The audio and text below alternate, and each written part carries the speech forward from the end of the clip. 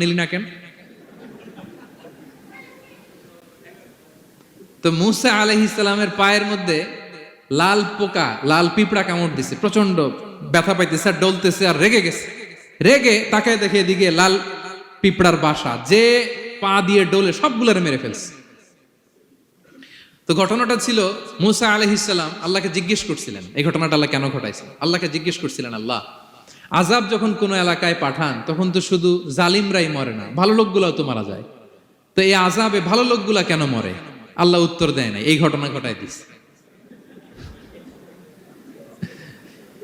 পিঁপড়া যখন কামড় দিছে রেগে সবগুলো মেরে ফেলছে। আল্লাহ বলে, মূসা কামড় দিছিল কয়টা? কয় আল্লাহ একটা। তো ওগুলোর মারলা কেন? অ্যাকশনে যখন যায় এত কিছু দেখে অ্যাকশন নেওয়া যায় না। এজন্য আল্লাহ বলেন, ওয়াত্তাকু ফিতনাতাল লা তুসিবান্নাল্লাযীনা যালামু মিনকুম খাসসা। ওই ফিতনাকে মানে ওই আযাবকে ভয় করো, যে আযাব যখন আসবে শুধু খারাপ লোকগুলার উপরে আসবে না, ভালো লোকগুলাও বাঁচতে পারবে। কারণ ভালো মানুষরা আশেপাশের লোকদেরকে ভালো বানায় নাই কেন? একা নামাজ পড়েছো কেন? নামাজের দাওয়াত দাও নাই কেন? নিজে হালাল খাইছো, সমাজটারে হালাল দিয়ে বিনির্মাণ করো নাই কেন?